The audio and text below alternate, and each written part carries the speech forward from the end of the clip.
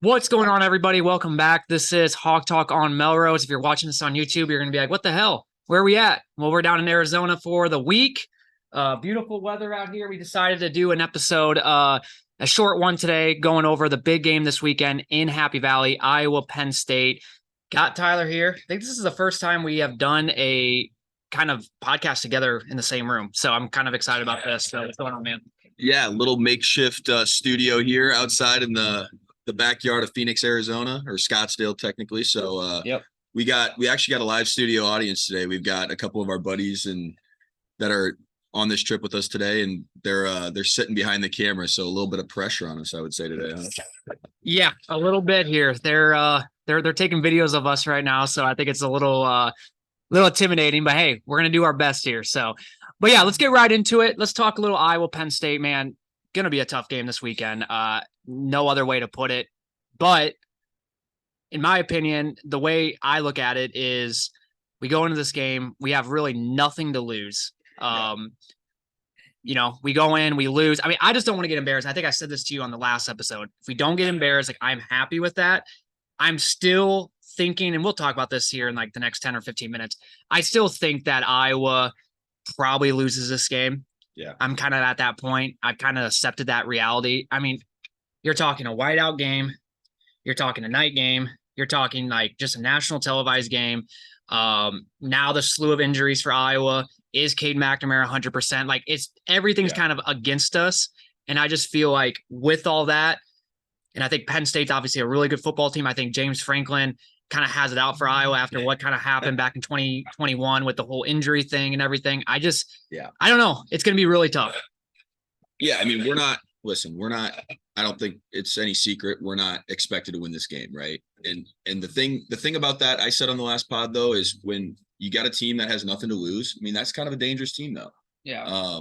Iowa's done it before when we weren't expected to win. It took some incredible special team efforts and defensive efforts on the part of Iowa to pull that one out. But no, I'm in the same boat as you, Collin. I think, like you said, we'll get into it, but it's the odds are stacked against us, right? And it doesn't help now that the two lead backs are not going to be travel, or well, maybe they'll travel. I don't know, but they won't be playing. Yeah, they won't be playing in Happy Valley, and it sucks because in a game like this is where you rely a lot on that veteran. The veterans, the guys that you trust in big games, big moments. And now we're going to have a bunch of guys that don't have a ton of experience out there running the ball. And, obviously that makes it a little more interesting. I think LaShawn Williams is going to get the bulk of the carries, but yeah, you're going to see that Kamari guy that played last week, TJ or Terrell Washington, he'll probably get a few snaps, but it'll be mainly a LaShawn Williams show. And hopefully he's up to the task. So a couple things before we get into it.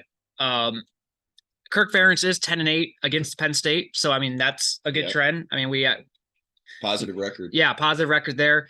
Cade McNamara, obviously starting quarterback for Iowa. He was Michigan's quarterback back in 2021, which they did. They went into Penn State and they actually beat them. And thanks to the touchdown pass to Eric All, who is also on Iowa. So those two guys are familiar with going into Beaver Stadium and going into Happy Valley and beating them. Now, it's going to be a little bit different because that game, I think, was like an 11 a.m. game. This is obviously a night game, whiteout. So it's a little bit different. But and then just a little bit about Penn State, then they are 8-6 in whiteout games, which honestly is not as I was going to say that's good. Not as good as you would have thought for such a hyped event, Yeah. So I was kind of surprised by that. I thought maybe they would for surely be like, which number one, 8-6. I thought they did more whiteout games than that, or maybe this only went back so many years. Right. But yeah, like I would think that they would be almost like undefeated when you're talking night game, whiteout. Like you would think that they would be almost undefeated. So I thought that was kind of surprising too. Yeah. And then this one, which I actually knew about. So Iowa has won 6 straight games when they play on grass field. And this goes back dating back to I don't know, maybe 2021. So this is a grass field. So hopefully we can get our 7th straight win on a grass field. I know it's something stupid, but it is kind of funny. That was a stat that I saw going into Jack Tri Stadium. I saw we won 5 games in a row, and then we obviously beat Iowa State. Because that was a question of like how do we do so good in Ames, right? And we're like, well, maybe it has something to do with the grass field. Yeah. So yeah, I thought that was kind of interesting as well. And then just another just random stat. This is the first TV appearance on CBS for Iowa in 26 years, which I was like, damn, like, but I mean, it makes sense. I mean, we have not had, but like 26 years is a long ass time. So, I'm pumped about that being on CBS. Yeah. Brad Nessler. I don't know who the other guy is, but Brad Nessler. I mean, it's going to feel like a SEC game. Yeah. You're going to have the music, and I'm really looking forward to that as well. So yeah, big time matchup in there. Any thoughts, Tyler, or do you want to move on? Well, I mean, the only thing I would say is just, it's a big game for Iowa, right? We're going to find out how good we are, at this point in the season. I mean, I know it's only the 4th game, but we're about to find out how good we are. And it's a good test early on. I know it doesn't mean a lot for the Big Ten West, which, I feel like we always say that when we play like a team, like whether it's Michigan or Penn State or Ohio State, but it's a good measuring stick to see kind of where we stack up against those teams. Right. And, I don't know. It's going to be a hard game, but I think with Iowa's mentality of kind of like what we were saying, we don't have a lot to lose. No. I mean, my hope is that we can keep it relatively close. I think there's 3 different outcomes that's going to happen. I don't see a circumstance where Iowa would go in there and blow them out. So it's either going to be Iowa wins very, very, very like by 3 or less. Yep. We keep it close or we get blown out.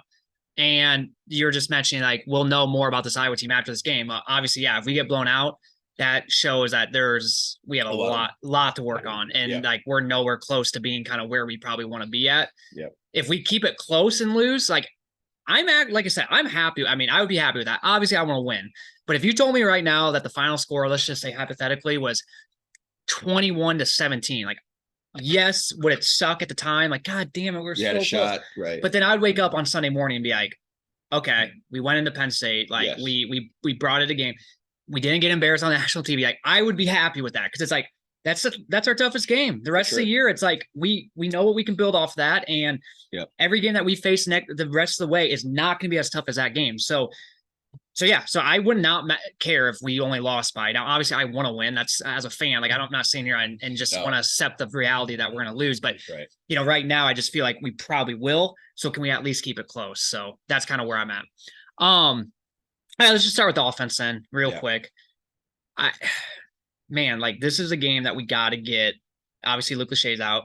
We got to get the wide receivers going, and I think it's our only chance. Like, we got to like connect on like a deep shot. We got to like connect on like that, just that big play, kind of like Western Michigan game. We had that 40-yard halfback screen. I mean, just something like that where we get something going, some sort of chunk play, to kind of ignite the offense. Yes, and so I feel like we need to do that. Obviously, without Caleb Williams and Jazz, how's our run game going to go? So I got to get the wide receivers going. Is this the Caleb Brown game where maybe we get him? Because it's one of these games we have to get Caleb Brown in the offense. I mean, we hyped him up so much in the offseason, getting him from Ohio State, and he has yet to really do anything. And like, obviously the potential is there, but we just haven't really done anything with him. So we got to get him going, Seth Anderson, and obviously like Deontay Vines. So I would say the fact that Luke Lachey is.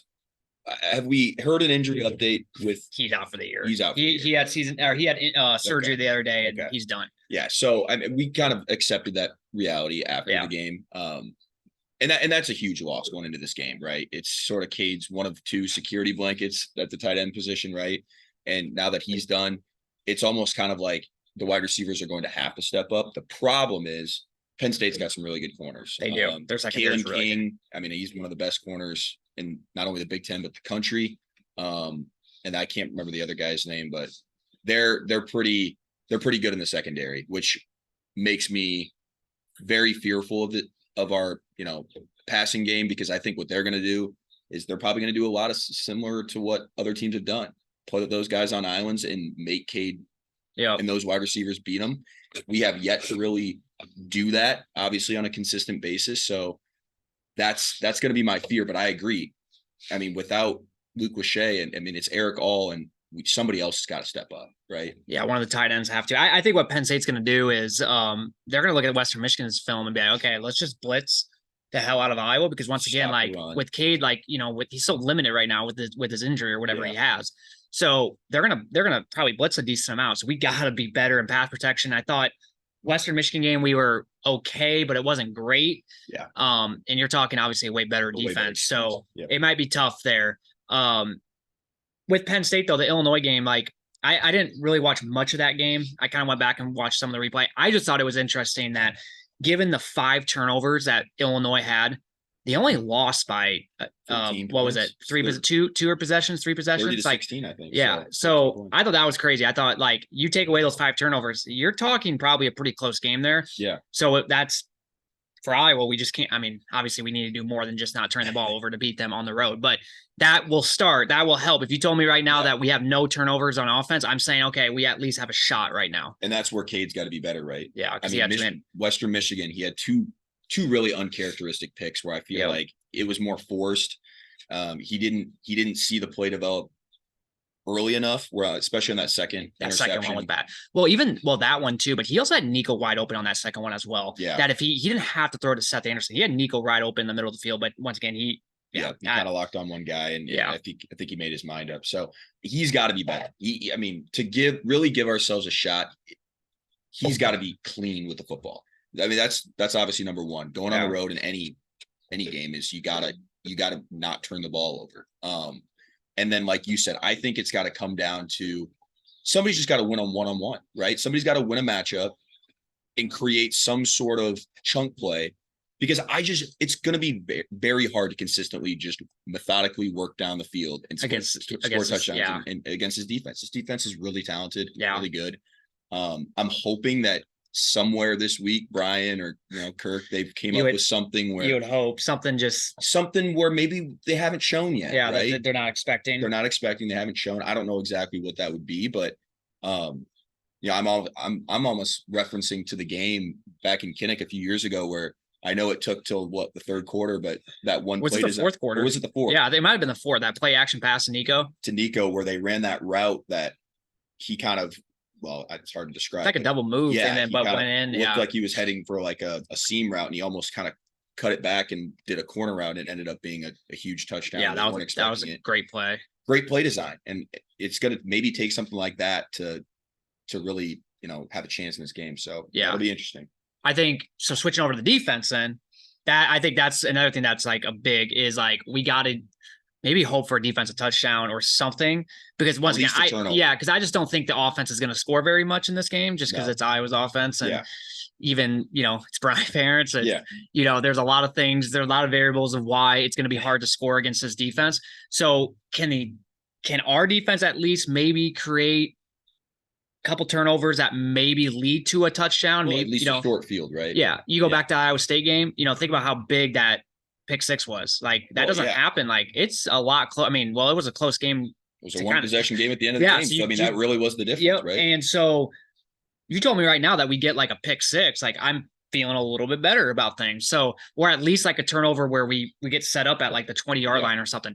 So defensively though, we got to play better too there, because if we play like we did against Western Michigan, like we're going to lose because we gave up some of those big plays that we just normally don't do. Yeah. I do feel though, Phil Parker, he knows what he's doing. He's going to have the boys ready. Obviously last week, I'm sure it was probably honestly maybe a good thing that it did happen, because I'm sure they, he lit a little match under them and, got them to like, hey, we just refocus. This is what will happen. We're going to get torched if you guys do this. If you guys give up these big plays like this, and we gave up a couple big plays that game. So, we got to get better there though. Jamari Harris obviously back. He has to play better, but obviously being out for a year and a half, like that was expected. So, defensive line needs to be more involved, because like the last 3 teams, they threw such short passes where it was like hard to get the defensive line like more, but for them to actually get pressure, can they make a presence this game? If they do, that's huge. And that, I mean, it goes back to, once again, Penn State's offensive line, really good, right? They've got like an All-American left tackle, right? It's gonna be like a top 5 pick, where it's gonna be very tough. But like you said, can they make their presence felt? Can they sort of get Drew Aller off his spot? Make some sort of difference there, because I agree with you.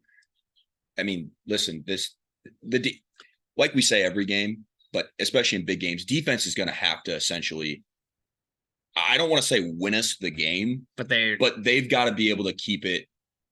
They're going to have to do most of the work, close, right? Yeah. Like give us a shot in the fourth quarter. That in special teams. That in special teams, right? Yeah. And that's where I'm sure we were going to get to, where you know, where the offense essentially has to make a play or two to kind of seal it or maybe win the game. But yeah, I just don't see our offense being the reason that we win this game. I would be very surprised if we finish that game saying, wow, if it wasn't for our offense, right, we wouldn't want. Like I don't think we've ever said that. So I don't see it's that. going to come down to defense, special teams. That's going to help us if we have a chance this game for sure. I'm going to be curious to see if Penn State, after watching obviously the Western Michigan film, if they are going to try to really attack downfield on us.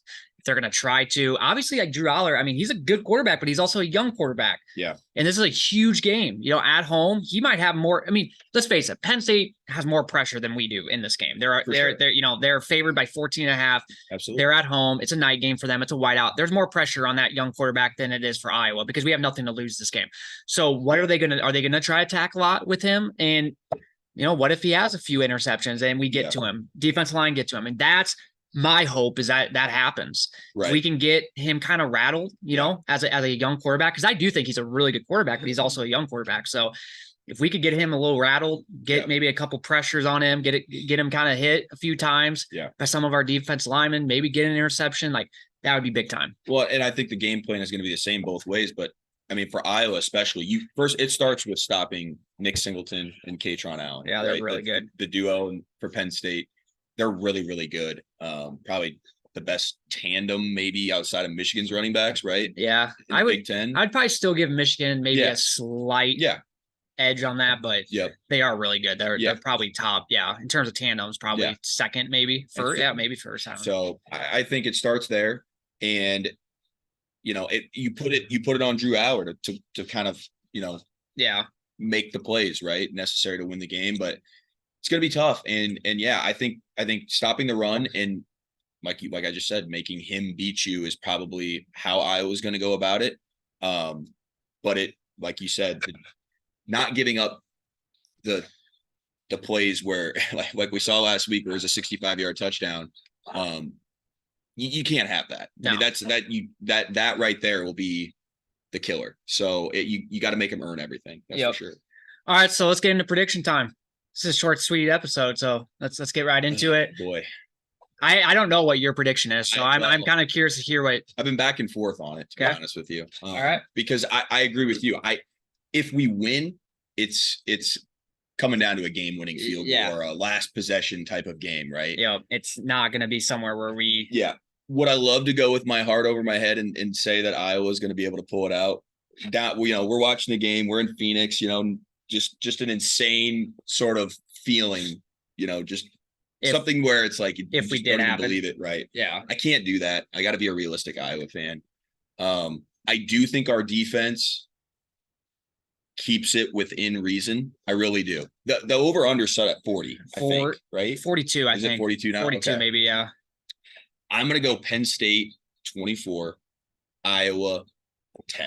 I don't see Iowa's offense like being able to, from what I've seen in the first 3 weeks, Cade has not sort of kind of gotten it going yet, I would say, especially consistently.